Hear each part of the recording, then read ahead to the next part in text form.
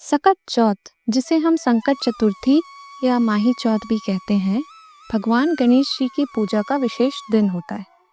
इस दिन गणेश जी की उपासना विघ्नों को दूर करने, सुख समृद्धि प्राप्त करने और परिवार की रक्षा करने के लिए की जाती है। विशेष रूप से यह व्रत माताएं अपने बच्चों के स्वास्थ्य, सुरक्षा और दीर्घायु के लिए रखती हैं।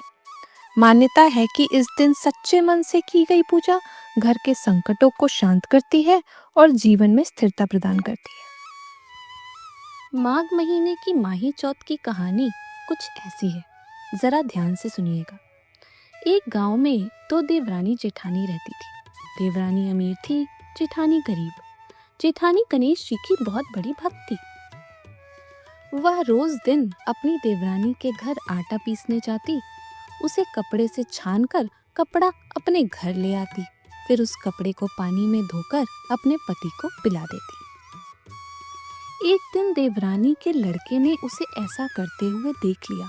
फिर जाकर उसने अपनी माँ को बताया, माँ, ताई जी कपड़े से आटा छानकर उस कपड़े को अपने घर ले जाती हैं और फिर उसे धोकर ताऊ जी को पिला देती हैं। देवरानी को बहुत गुस्सा आया।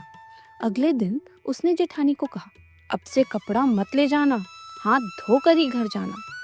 बेचारी जेठानी वैसा ही करने को मजबूर हो गई। घर आते ही उसने अपने पति को बताया, आज देवरानी ने कपड़ा ले लिया है और मुझे हाथ धोकर घर भेजा है। पति चुपचाप रह गया। फिर वह जंगल से लकड़ी काटकर बेचने चला गया। जेठानी ने उसे याद दिलाया, आज माघ महीने की चौथ है, गुड़ और तिल ले आना। लेकिन लकड़ियां बिकी ही नहीं। वह खाली हाथ लौट आया। जेठानी ने पूछा, अच्छा तिल गुड़ ले तो आए? पति ने गुस्से में उसे मारा। बेचारी भूखी तो थी ही, मारने की वजह से थककर रोती रोती ही सो गई। रात को चौथ विनायक गणेश जी आए और बोले, तुम कैसे सो रही हो? जेठानी ने पूरी बात बताई। मेरे पति को गुड़ लाने को कहा था, लेकिन उनकी लकड़ियां बिकी ही नहीं। भूखे तो वो थे ही, मेरे पूछने पर गुस्से में बहुत मारा, इसलिए मैं रोती रोती सो गई। गणेश जी बोले, अरे मैं तो घर घर से तिल गुड़ और तिलकुट्टा खाकर आया हूँ, अब बताओ निमटू कहाँ पे? जेठानी ने कहा, मेरी झोपड़ी में ही निमट लो।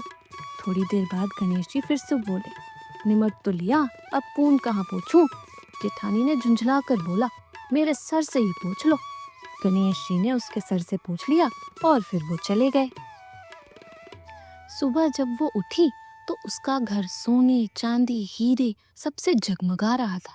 वह सारा दिन धन ही बटोरती रही। देवरानी ने इधर अपने लड़के से कहा, ताई जी के घर जाओ और उन्हें बुला कर ले आओ। लड़का जब ताई जी के घर गया तो ताई जी ने उसे एक मटका हीरे मोती का दे दिया और कहा, आज से मैं नहीं आऊंगी। लड़के ने ये बात अपनी माँ को बताई।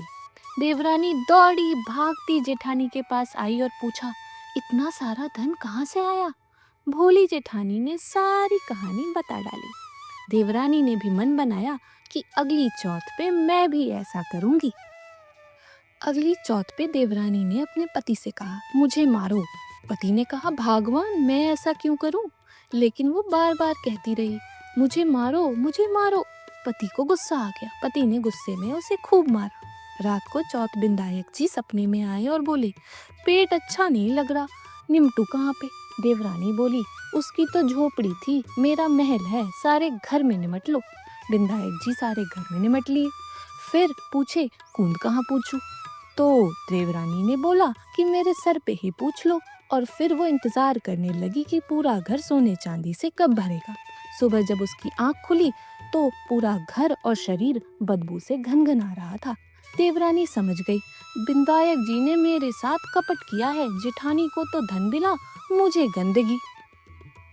विनायक जी बोले, वो सत भी सुखी थी, तू धन भी दुखी है।